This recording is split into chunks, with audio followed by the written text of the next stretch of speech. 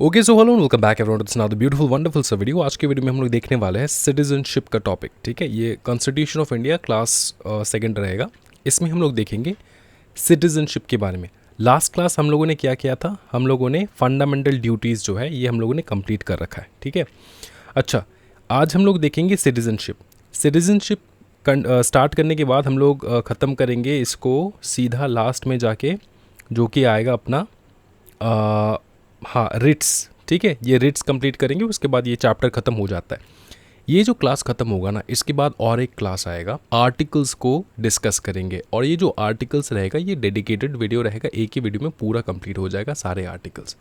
ठीक है, वैसे आर्टिकल्स मैंने एक्सप्लेन कर रखा है, लेकिन उसके अलावा आर्टिकल्स जो है मैं थोड़ा और डीपली जो है आप लोगों को एक्सप्लेन करने वाला हूँ। ठीक है, तो ये वीडियो ख़त्म होने के बाद ये नोट्स वगैरह डाउनलोड कर लेना हमारे एप्लीकेशन से। एप्लीकेशन का नाम बता दो, एग्जाम स्क्वाड प्रोफेशनल हब। तो चलो स्टार्ट करते हैं। सबसे पहले हम लोग देखेंगे citizenship.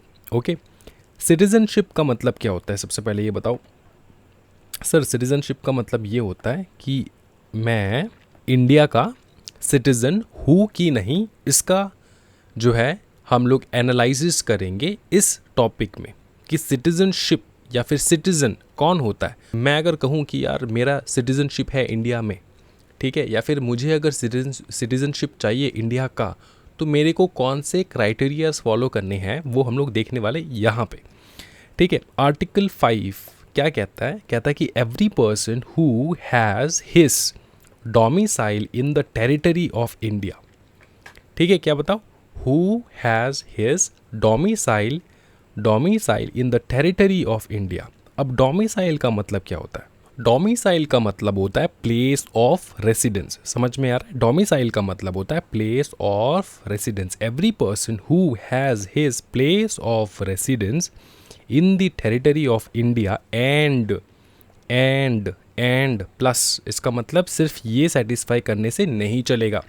And who was born in the territory of India, who was born in the territory of India। आपका सिर्फ घर है इंडिया में, इसका मतलब ये नहीं कि आप इंडियन हो, इंडियन सिटीजन हो।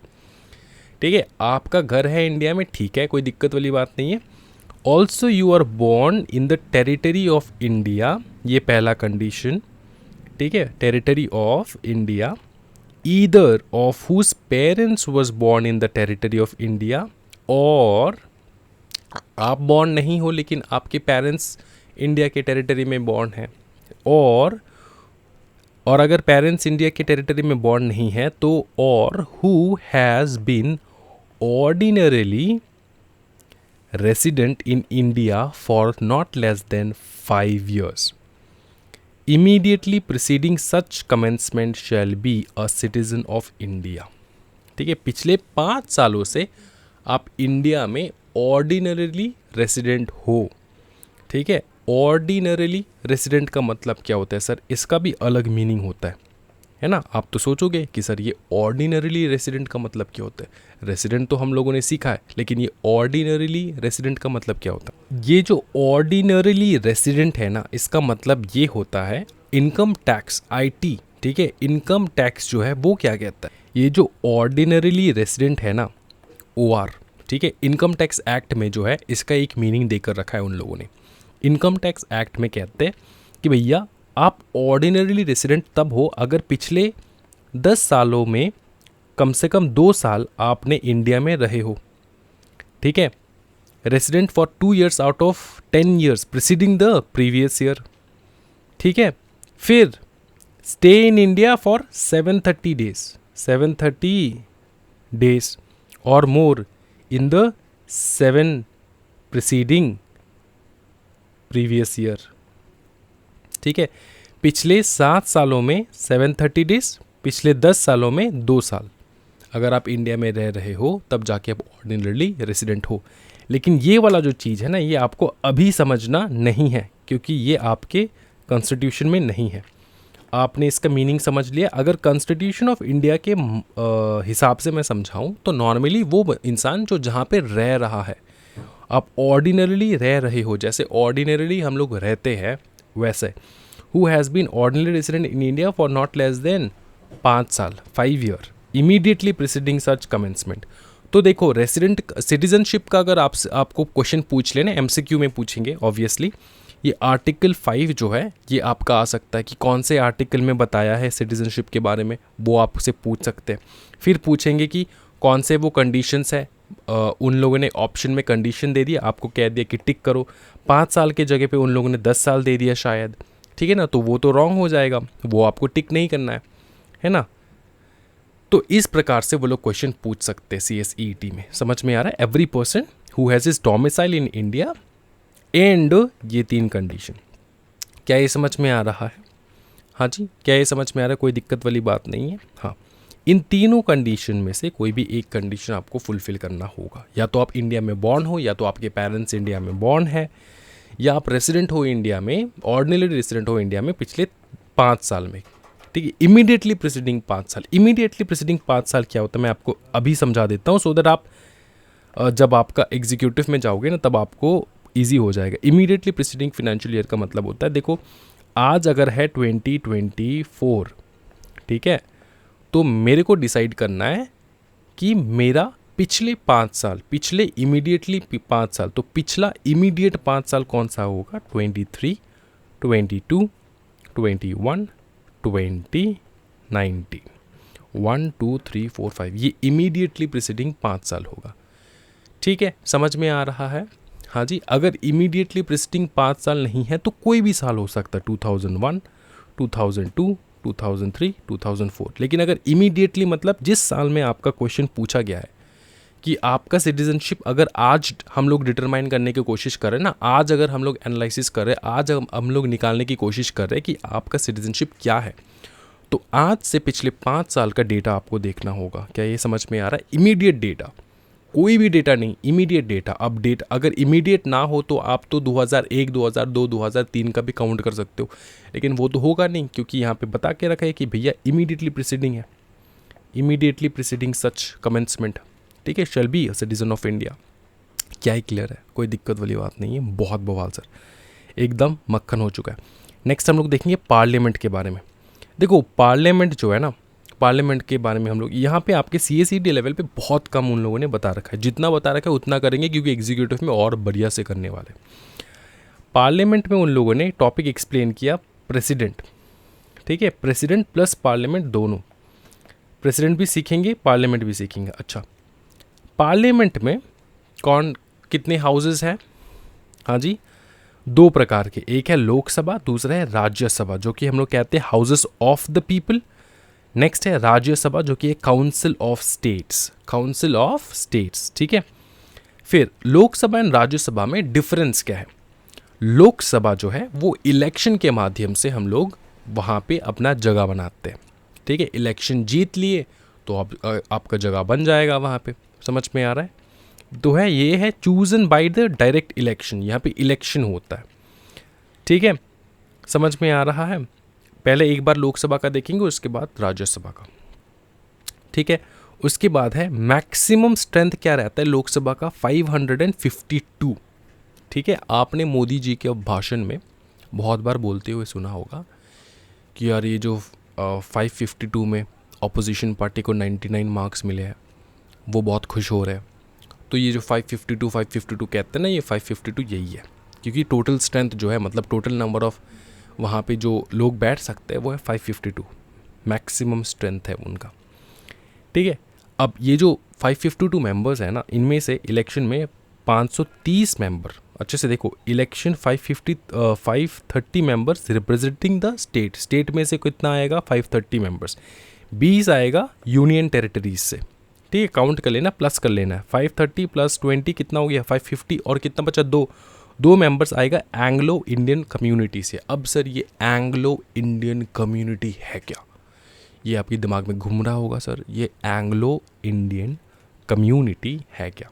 देखो ये जो एंग्लो इंडियन कम्युनिटी है ये मिक्स्ड कम्युनिटी है, मिक्स्ड रेस है उनका।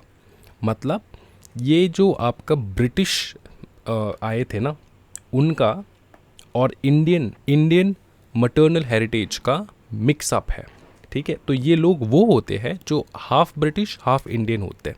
समझ में आ रहा है? उनको कहा जाता है इंडियन एंग्लो कम्युनिटी। समझ में आ रहा है? ओके। अच्छा, ये जो एंग्लो इंडियन कम्युनिटी है ना, इनमें से कम दो जो है, दो चुने जाएंगे फॉर योर लोकसभा। ठीक है, तो ये आप समझ में आ चुका है, आपको कोई दिक्कत वाली बात नहीं है। लोकसभा में चूजन बाय द पीपल, क्या क्या समझे हम लोग, chosen by the people, MCQ पूछ लेंगे। Chosen by the people, maximum strength कितना, 552। मेंबर्स कितने आएंगे स्टेट से, 530, 530 एंड 20 आएगा यूनियन टेरिटरी से एंड 2 आएगा फ्रॉम एंग्लो इंडियन कम्युनिटी से। क्या ये समझ में आ चुका है, कोई दिक्कत वाली बात नहीं। राज्यसभा में कितने मेंबर्स बैठेंगे, 12 मेंबर्स नॉमिनेट करेगा बाय द प्रेसिडेंट। ठीक है, nominated by the president and 238 representative of the state and union territories. क्या ये समझ में आ रहा है, 238 कौन रिप्रेजेंट करेगा, by the state and union territory and 12 members nominated by the president. ये बन जाएगा आपका लोकसभा एंड राज्यसभा।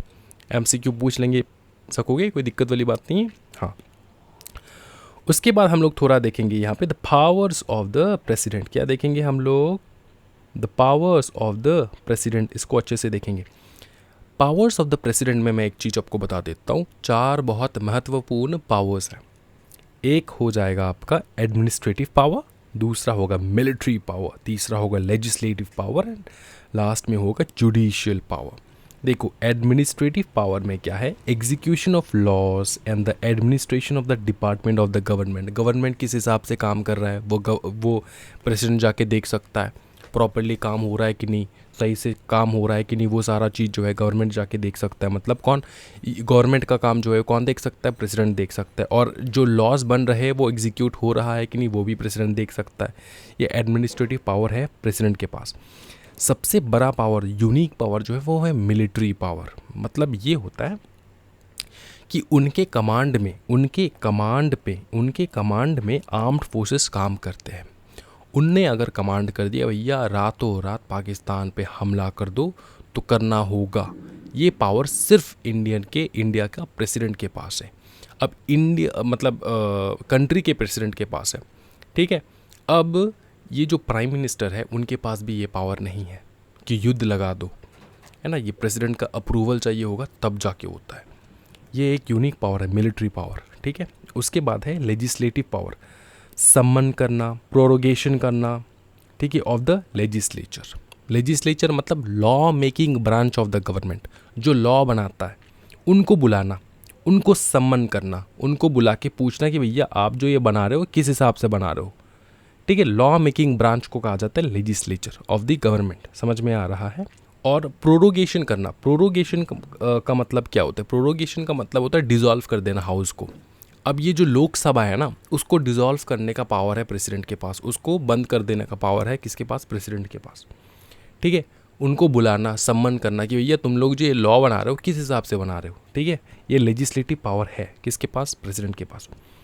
फिर जुडिशियल पावर है, granting of pardons, repressive act etcetera to persons convicted of a crime. आप लोग देखोगे कि ये जो टेररिस्ट होते हैं ना, उनको जब पकड़ा जाता है ना, तो ह्यूमन राइट्स वाले आ जाते हैं, कहते हैं कि भैया उनका भी जीने का हक है, उनने टेररिज्म किया है लेकिन उनको जीने का हक है। तो फ्री स्पीच के नाम पे वो लोग बहुत जो है ना रिक्वेस्ट करते हैं, प्रेसिडेंट को रिक्वेस्ट करते हैं कि सुनो प्रेसिडेंट साहब, आप इसको जान से ना मारो, ताउम्र आप रख सकते हो लेकिन जान से नहीं मारना इनको, ऐसे जो है ना कैपिटल पनिशमेंट नहीं देना है, ऐसा रिक्वेस्ट कर सकते हो। किसको कर सकते हो, प्रेसिडेंट को। तो अगर सुप्रीम कोर्ट ने भी जजमेंट सुना दिया कि इसको तो होना चाहिए, क्या बताओ, इसको होना चाहिए, क्या बताओ, इसको होना चाहिए फांसी, तो प्रेसिडेंट के पास पावर है उस जो फांसी जो है उसको थोड़ा कम करके ताउम्र जेल, लाइफ इम्प्रिजनमेंट कर देना, ऐसा पावर है किसके पास है, जुडिशियल पावर बताओ, प्रेसिडेंट के पास है ऑफ द कंट्री। ठीक है, क्या ये समझ में आ रहा है, कोई दिक्कत वाली बात नहीं, बहुत बवाल। तो ये बहुत बवाल पावर्स है किसके पास बताओ, प्रेसिडेंट के पास। उसके बाद है power to promulgate ordinance. Ordinance का मतलब क्या होता है आपको समझाता हूँ मैं। मतलब ordinance making power of the president, इसका मतलब ये होता है ऑर्डिनेंस पास करना, लॉ बनाना। अब सुनो क्या होता है, मैं आपको समझाता हूँ। वैसे बहुत ज़्यादा डिटेल में नहीं है आपके यहाँ पे, लेकिन फिर भी मैं समझा देता हूँ। ये जो 2 हाउसेस है ना, ये जब सेशन में नहीं है, लोकसभा राज्यसभा, ठीक है, ये जब सेशन में नहीं है मतलब इनका काम बंद है, ठीक है, इनका काम बंद है, ये सेशन में नहीं है, तो कोई भी अगर लॉ बनने जा रहा है वो उसको कहाँ पे हम लोग इंट्रोड्यूस करते हैं? हाउसेस पे। लोकसभा पे हम लोग इंट्रोड्यूस करते, पार्लियामेंट में हम लोग इंट्रोड्यूस करते। पार्लियामेंट है क्या? इन दोनों का कॉम्बिनेशन। हम लोग इंट्रोड्यूस करते हैं पार्लियामेंट में। अब पार्लियामेंट में जाके वोटिंग होगा, सब कुछ होने के बाद वो लॉ बनता है।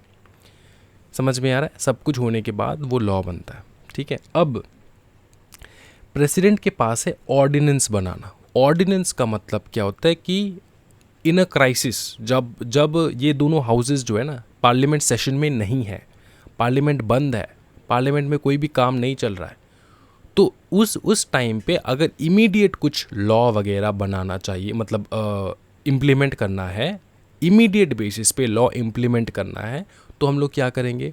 हम लोग ऑर्डिनेंस पास करेंगे, ठीक है। ये पावर किसके पास है? प्रेसिडेंट के पास। तो ऑर्डिनेंस क्या होता है? ऑर्डिनेंस वो ऑर्डर होता है या फिर डायरेक्शन होता है किसका? प्रेसिडेंट का, कि भैया तुमको ये लॉ जो है ये बनाना है, ये लॉ जो है ये लागू करना है। समझ में आ रहा है? ये लॉ जो है ये तुमको लागू करना है। तो अगर ये हाउसेस बंद है ना, तो क्या इंडिया बंद हो जाएगा? नहीं। अगर इमीडिएट बेसिस पे कोई लॉ वगैरह लाना है तो लाएंगे। ला के कौन लाएगा? प्रेसिडेंट ला सकता है। प्रेसिडेंट जो है वो ला सकता है ये लॉ वगैरह। और लाने के बाद इमीडिएटली जब ये हाउसेस, मतलब ये तो लॉ अभी चल रहा है ना, ये लॉ हाउसेस के सामने इंट्रोड्यूस किया जाएगा, ठीक है। इंट्रोड्यूस करने के बाद हाउसेस में उस लॉ को पास करना होगा। जब तक कि ना हाउसेस बैठे, जब तक कि ना पार्लियामेंट सेशन में हो, तब तक ये लॉ चलेगा। अगर प्रेसिडेंट ने कह दिया कि भैया सारे बॉयज़ जो है वो स्कर्ट पहन के घूमेंगे, तो वो लागू हो रहा है। हम लोग जा रहे हैं, बॉयज़ जो है वो स्कर्ट पहन के जा रहा है, कॉलेज जा रहा है, स्कूल जा रहा है, ठीक है। अगर जब पार्लियामेंट सेशन में आ जाएगा, जब पार्लियामेंट बैठ जाएगा सेशन पे, तब जाके प्रेसिडेंट जो है उनका जो ऑर्डिनेंस है वो रखा जाएगा पार्लियामेंट के सामने। और तब तक हम लोग स्कर्ट पहन के जा रहे हैं, कोई दिक्कत वाली बात नहीं है। प्रेसिडेंट ने बोला जाने का, तब जाके उस हाउस में डिबेट होगा कि ये लाना चाहिए कि नहीं लाना चाहिए। क्या समझ में आ रहा है? इसको कहा जाता है, इसको क्या कहा जाता है बताओ? इसको कहा जाता है ordinance making power of the president. क्या बताओ? Ordinance making power of the president. Ordinance making power of the president grant कौन करता है? Section 123 of the constitution of India. Okay, next देखो, council of ministers. Council of ministers, council of ministers के बारे में हम लोग एक बार देख लेंगे। ये है council of ministers. Council of ministers कौन होते हैं? काउंसिल ऑफ मिनिस्टर्स अच्छे से समझो। काउंसिल ऑफ मिनिस्टर्स मिनिस्ट्री के लोग होते हैं। गवर्नमेंट का जो है ना, उनका अलग अलग मिनिस्ट्री होता है, ठीक है। एग्रीकल्चर मिनिस्ट्री, ठीक है, फिर atomic ministry, health and education ministry, ये सारे अलग अलग मिनिस्ट्री होते हैं। तो इनको जो चलाता है, ठीक है, इनके डिपार्टमेंट का जो हेड बैठता है, ठीक है, उनको कहा जाता है काउंसिल ऑफ मिनिस्टर्स। अब ये council of ministers, union council of ministers जो है, ये चलाते अलग अलग मिनिस्ट्री। हेल्थ का हो गया, एजुकेशन का हो गया, एग्रीकल्चर का हो गया, तो इससे अलग अलग मिनिस्ट्री बैठता है। फिनेंस का हो गया, ठीक है, finance minister.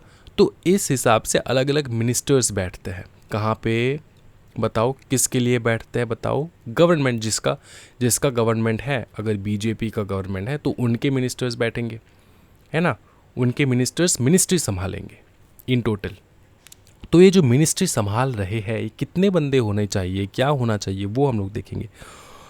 Total number of ministers including the prime minister होगा in the council of ministers shall not exceed 15% of the total number of members of the house of the people।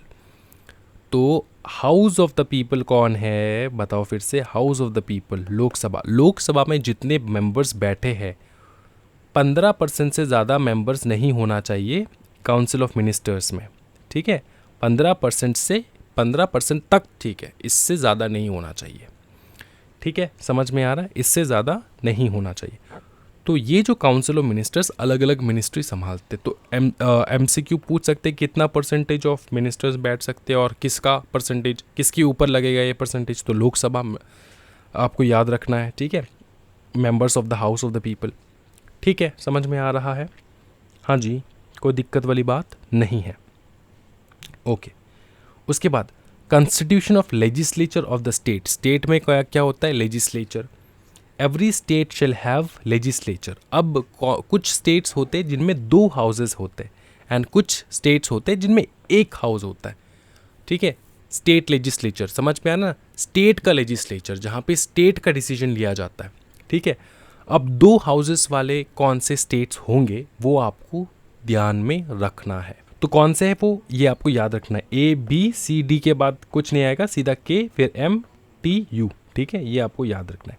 A for Andhra Pradesh, B for Bihar, K for Karnataka, M for Maharashtra, T for Telangana and U for Uttar Pradesh. क्या आप याद रख पाओगे? हाँ जी, कोई दिक्कत वाली बात नहीं है? क्या ये समझ में आ रहा है? कोई दिक्कत वाली बात नहीं है। और 1 हाउस है, बाकी सारे स्टेट्स में 1 हाउस है। ठीक है, नेक्स्ट हम लोग देखेंगे गवर्नर के बारे में। गवर्नर के बारे में जानेंगे हम लोग।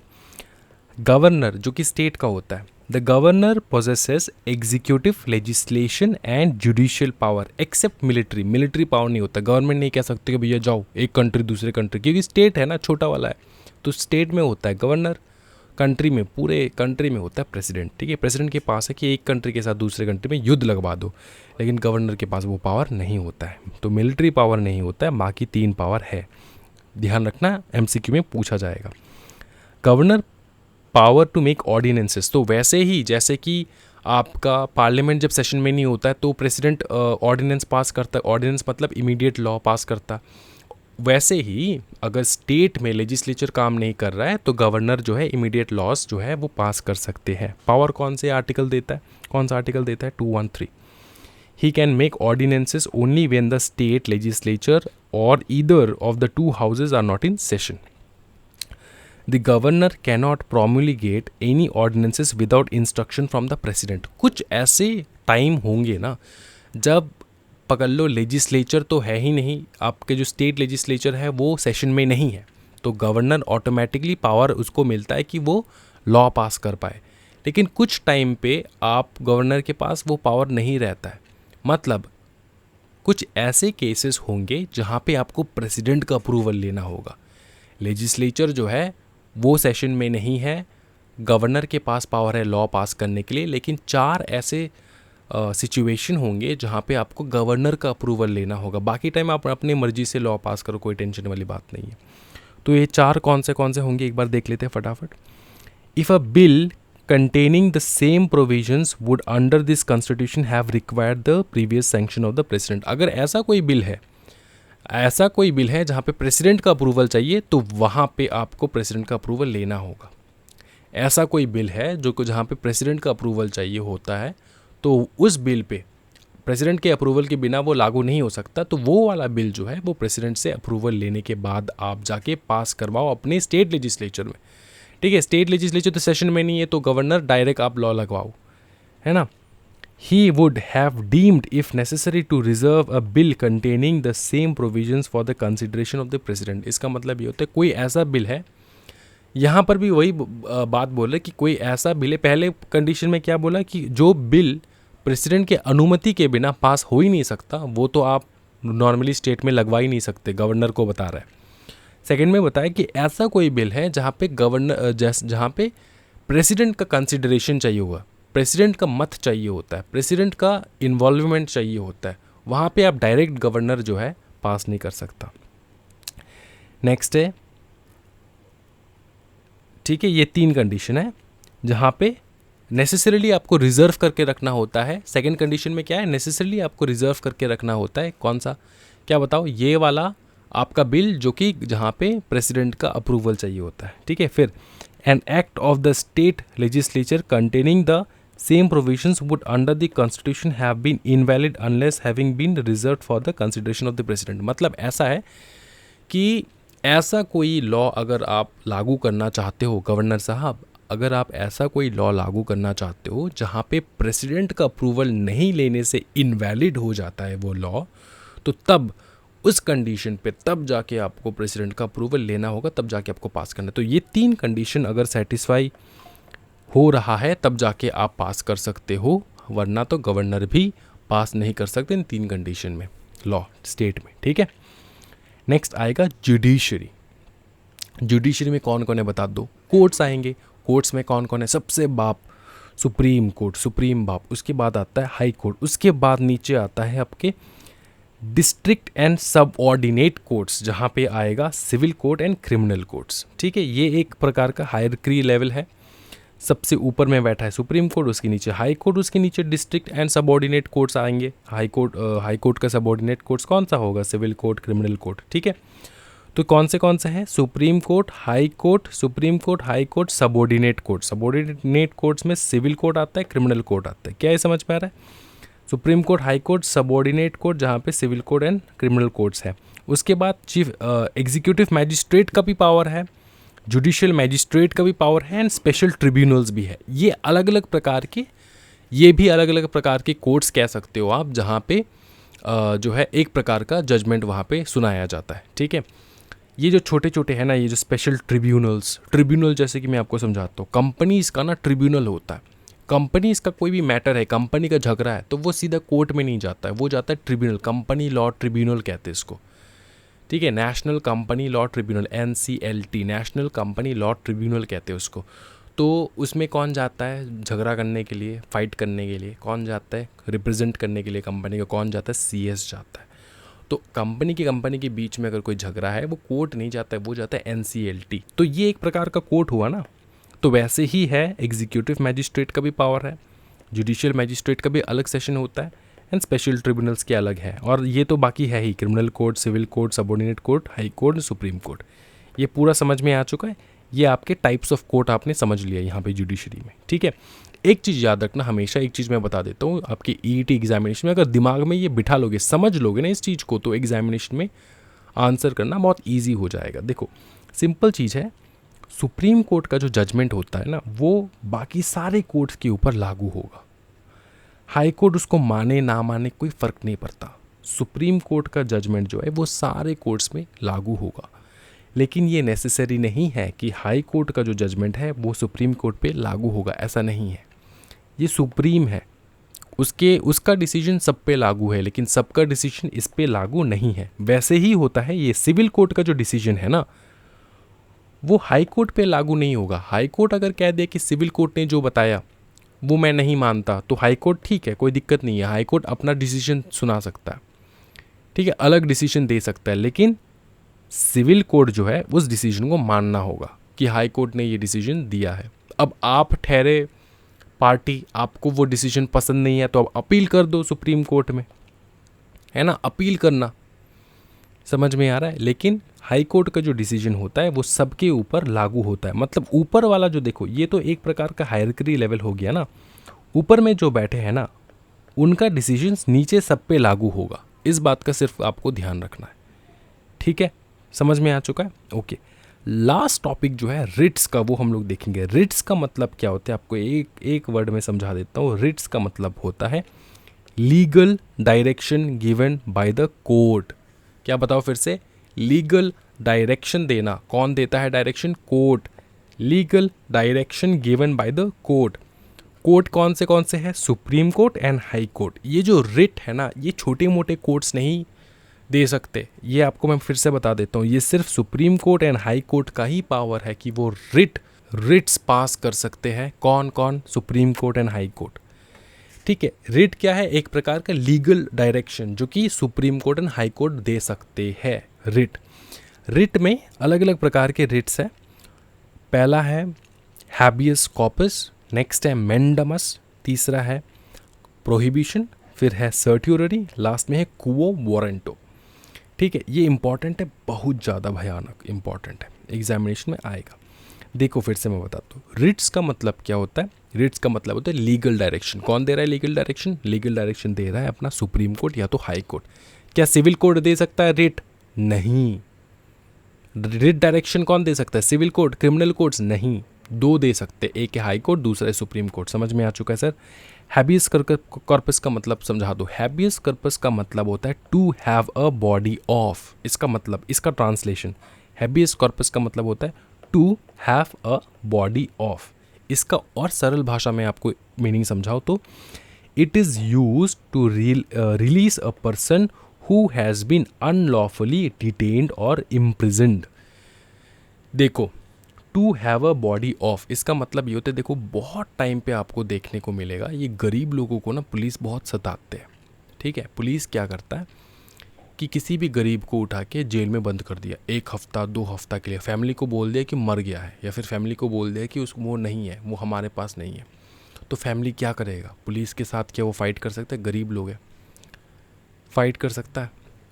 छोटे जाति के लोग हैं, उनको पता ही नहीं है कुछ, शेड्यूल कास्ट शेड्यूल ट्राइब। ये मैं इसलिए कह रहा हूँ क्योंकि वो जो जंगल में लोग रहते हैं, जहाँ पे छोटे छोटे विलेजेस होता है, उनको पावर पता है, उनको लॉ पता है? नहीं पता है। तो उनके साथ तो खेला हो जाएगा, है ना, खेला हो सकता है, कोई भी खेला कर दे सकता है। तो इसलिए ये वाला रिट जो है ना, ये पावर देता है फैमिली को कि आप हाई कोर्ट जाओ, सुप्रीम कोर्ट जाओ, किसी भी वकील को पकड़ के जाओ, और ये रिट डायरेक्शन होता है कोर्ट का, पूछता है पुलिस ऑफिसर को कि आपने जो बॉडी रखा है, टू हैव द बॉडी, आपने जिस इंसान को, बॉडी मतलब उस इंसान को रखा है आपके पास अनलॉफुली, उसको अभी के अभी रिलीज़ करो, उसको अभी के अभी रिलीज़ करो। ऐसा डायरेक्शन देगा कौन? Supreme court, high court. इसके ऊपर बहुत बहुत फेमस एक मूवी है जो कि है जय भीम। ये आपको देखना है अगर आपको ये समझना है हैबियस कॉर्पस। ये पूरा फिल्म जो है ये हैबियस कॉर्पस के ऊपर है। ठीक है, पूरा स्टोरी है, आप बहुत अच्छे से समझ जाओगे ये वाला रिट। ठीक है, habeas corpus, to have a body, इसका मतलब ये होता है it is used to release a person who has been unlawfully detained और इम्प्रिजन्ड। ठीक है, नेक्स्ट आएगा मैंडमस। मैंडमस का मतलब होता है वीक कमांड। वीक कमांड, और कौन कमांड करेगा? सुप्रीम कोर्ट या तो हाई कोर्ट। क्या कमांड करेगा? कुछ भी कमांड कर सकता है, कुछ भी डायरेक्शन दे सकता है। डायरेक्शन किसको दे सकता है सर? किसी को भी दे सकता है। देखो, it is a writ issued to direct any person, corporation मतलब कोई भी company, inferior court, inferior court को भी, इन्फीरियर कोर्ट का मतलब होता है उसके नीचे वाले कोर्ट्स। तो इसका मतलब होता है मैंडमस ऑर्डर जो है ना, ये सुप्रीम कोर्ट हाई कोर्ट को दे सकता है, हाई कोर्ट सबऑर्डिनेट को दे सकता है, हाई कोर्ट सिविल कोर्ट को दे सकता है, हाई कोर्ट क्रिमिनल कोर्ट को दे सकता है, सुप्रीम कोर्ट सबको दे सकता है, अपने नीचे इन्फीरियर जो कोर्ट्स है उनको दे सकता है। ये इंक्लूडेड है। ठीक है, मतलब किसी भी इंसान को तो दे ही सकता है, कॉरपोरेशन को तो दे ही सकता है, इन्फीरियर कोर्ट्स को भी, छोटे वाले कोर्ट्स को भी दे सकता है, या तो सीधा गवर्नमेंट को ही दे सकता है। हाई कोर्ट या तो सुप्रीम कोर्ट सीधा गवर्नमेंट को बोल दिया मैंडमस। अब मैंडमस का मतलब होता है डायरेक्शन देना।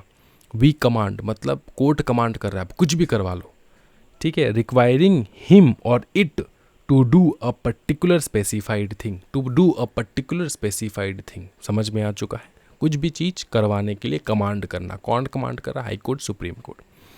नेक्स्ट है प्रोहिबिशन। प्रोहिबिशन ऑर्डर का मतलब ये होता है कि अगर कोई लोअर कोर्ट कोई भी केस एक्सेप्ट कर ले जो कि उसकी पावर में है ही नहीं, ये जो स्पेशल ट्रिब्यूनल है ना, वो क्रिमिनल वाला केस ले लिया उसने, ट्रिब्यूनल छोटा मोटा, ये क्रिमिनल वाला केस नहीं ले सकता। क्रिमिनल जो केसेस होंगे ना वो क्रिमिनल कोर्ट्स में जाएगा। तो ये छोटा मोटा टेररिस्ट वाला पकड़ लो, टेररिस्ट, किसी ने आतंकवादी हमला कर दिया किसी रेस्टोरेंट के ऊपर, तो वो केस क्या आपका क्रिमिनल कोर्ट में चलेगा? नहीं, ये आतंकवादी वाला जो हमला होता है ना, ये सारा सुप्रीम कोर्ट में चलता है। नेशनल थ्रेट जो होता है ना वो सुप्रीम कोर्ट में। तो आप कोई भी कोर्ट हो सकते हो, या तो आप सिविल कोर्ट हो, क्रिमिनल कोर्ट हो, हाई कोर्ट हो, एग्जीक्यूटिव मैजिस्ट्रेट हो, स्पेशल ट्रिब्यूनल हो। आपने किसी भी प्रकार का ऐसा केस आपने ले लिया जो आपके पावर में है ही नहीं, जो आपके पावर में है ही नहीं, तो आपके पावर में अगर है नहीं वो केस लेना, और उसको वो केस आप सुन भी रहे हो, डिसीजन भी सुना रहे हो, तो आपको रोकने के लिए, आप कौन हो? आप छोटा मोटा कोर्ट हो, आपको रोकने के लिए हाई कोर्ट या तो supreme court prohibition order pass करता है। It is if a lower court has accepted a case beyond it's jurisdiction. Jurisdiction मतलब उसके क्षमता के विरुद्ध, क्षमता के बाहर जाके वो केस ले लिया, then high court or supreme court can pass prohibition order and stop lower court from passing the judgement. Lower court को बोल देगा भैया तुम रुको, तुम्हारे ये कैपेबिलिटी में है नहीं, तुम पास नहीं कर सकते। नेक्स्ट है सर्ट्यूररी। पकड़ लो, लोअर कोर्ट ने ले लिया केस और जजमेंट भी सुना दिया। उस जजमेंट को खारिज करने के लिए, खारिज मतलब उसको स्टॉप करने के लिए, उसको इनकार करने के लिए, उसको बैन करने के लिए, उसको कैंसिल करने के लिए सुप्रीम कोर्ट या तो हाई कोर्ट ऑर्डर पास करता है, सर्ट्यूररी ऑर्डर। ठीक है। प्रोहिबिशन ऑर्डर तब तक अगर तुमने लोअर कोर्ट ने डिसीजन सुनाया नहीं है, और अगर डिसीजन सुना दिया तब जाके सर्ट्यूररी ऑर्डर।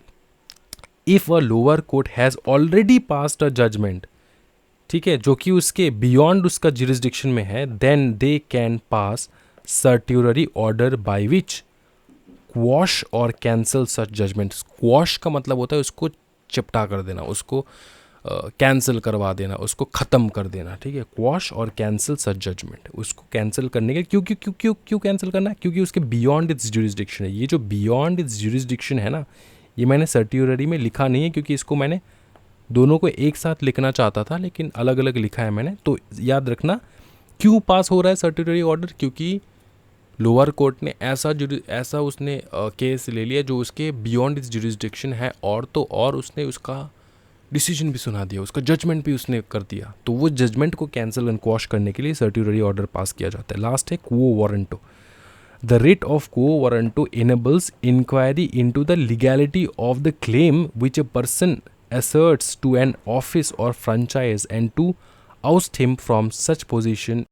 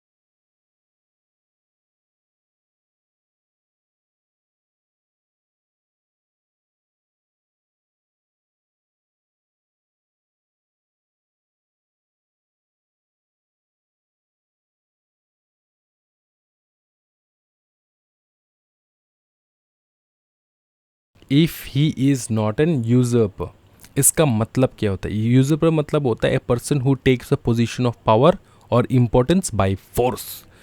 देखो, if he is an usurper, अब ये जो यूजर्पर है इसका मतलब ये होता है कि आपने ऐसा कोई पोजीशन होल्ड करके रखा है जो आपका है ही नहीं। तो अगर मेरे को पता है, सुनो ना, मैं गवर्नमेंट ऑफिस से होते हुए जा रहा था, मेरे को एक बंदा मिला, मेरे को डाउट हुआ ये गवर्नमेंट ऑफिशियल है ही नहीं, तो ये बंदा इस ऑफिस में कैसे बैठ सकता है? ये तो रिक्शा चलाता है दिन में, ये तो संडे को रिक्शा चलाता है, ये गवर्नमेंट ऑफिसर है ही नहीं, ये तो इलीगली बैठा है इस पोजीशन पे। मेरे को अगर डाउट हुआ तो मैं को वारंटो के लिए क्लेम कर सकता हूँ, मैं हाई कोर्ट जा सकता हूँ, कैसे कर सकता हूँ कि भैया मेरे को डाउट है इस बंदे के ऊपर, इसने ऐसा एक पोजीशन होल्ड करके रखा है जो उसका है ही नहीं। तो कोर्ट को वारंटो ऑर्डर पास करता है पूछने के लिए कि तुम बताओ तुम्हारा पोजीशन क्या है, ठीक है। Writ quo enables inquiry into the legality of the claim, मतलब वो बंदा तो क्लेम कर रहा है ना ये मेरा ही पोस्ट है, वो रिक्शा चलाने वाला बंदा तो क्लेम कर रहा है ये तो मेरा ही पोस्ट है। तो आपका लीगैलिटी पूछने के लिए कि आपका है कि नहीं ये देखने के लिए वो वारंटो ऑर्डर पास किया जाता है बाय द कोर्ट। समझ में आ रहा है? क्योंकि ये गवर्नमेंट ऑफिस में बहुत होता है, एक बंदा होता है जिसको ओरिजिनली काम मिलता है लेकिन वो किसी दूसरे को भेज देता है काम करने के लिए गवर्नमेंट ऑफिस में। पहले तो ऐसा ही था ना कांग्रेस के सरकार में कि कौन काम कर रहा है किसको फ़र्क पड़ता है भाई मेरे, है ना। रेलवे में जिसको जॉब मिलता है वो जाता ही नहीं कभी काम करने के लिए, वो किसी और को भेज देता है। तो ऐसा होता था। इसी के साथ ये चैप्टर जो है ना लगभग कंप्लीटेड है। वैसे अगर मैं आर्टिकल्स के बारे में बात करूँ तो आर्टिकल्स हम लोगों ने प्रीवियसली डिस्कस कर रखा है, लेकिन उसको और एक डिटेल फॉर्मेट में डिस्कस करूँगा नेक्स्ट क्लास। उसके बाद ये पूरा चैप्टर कंप्लीट हो जाएगा। ये नोट्स आपको डाउनलोड कर लेना है हमारे एप्लीकेशन से, ठीक है। एप्लीकेशन से आप डाउनलोड कर सकते हो इस नोट्स को, फ्री रिसोर्सेज सेक्शन में मिल जाएगा आपको, GIGL के कैटेगरी में मिल जाएगा, ठीक है। CSET वाले बच्चे, ओके। और CSET की कैटेगरी में भी मिल जाएगा ये नोट्स, तो थोड़ा सर्च कर लेना है इसको, और सब्सक्राइब कर देना चैनल को, लाइक कर देना, एंड नोट्स वगैरह जो है वो भी आप चेकआउट कर सकते हो हमारे एप्लीकेशन पे। आज के लिए इतना ही भाई मेरे, thank you so much everyone, happy learning guys, bye bye and take care.